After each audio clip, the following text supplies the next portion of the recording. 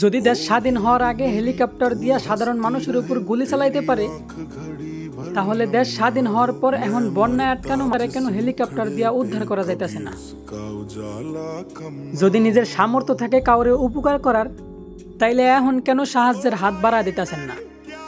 আমি নাগরিক হিসাবে দেশের দায়িত্ববানদেরকে বলতে চাই, বিল্ডিং এর উপরতলা সাজানোর আগে তার ভিত্তি আগে ঠিক করেন ভাই।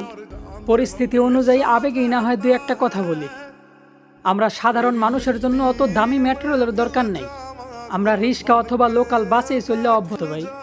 আমরা তো পদ্মা নদী লঞ্চ আর ফেরি দিয়েও পার হয়েছিলাম। তো পদ্মা পার হওয়ার মতো মানুষগুলারে যদি বন্যায় ভাঙিয়া যায়, তাহলে দেশে পদ্মা সেতুর তো আর কোনো দরকার নেই। যদি সত্যি এই দেশ আর দেশের সাধারণ মানুষের জন্য কিছু করতে চান, তাহলে দেশের শেষ সীমান্তগুলোতে শত করে বাঁধ তৈরি করেন, যাতে কেউ ইচ্ছা করলেই তাদের ঢলকানো পানিগুলো আমাদের দিকে ছুঁড়া মারতে না পারে। 7 বছর ধরে সাধারণ মানুষের একটু একটু করে সাজানো সংসারটারে একদিনের বন্যা যেন ভাসায় নিয়ে না যাইতে পারে। তো পরিশেষে সবার কাছে দোয়া চাই, কারণ আমার দেশ এখন ভালো নাই। ओ देश मेरे तेरी शान पे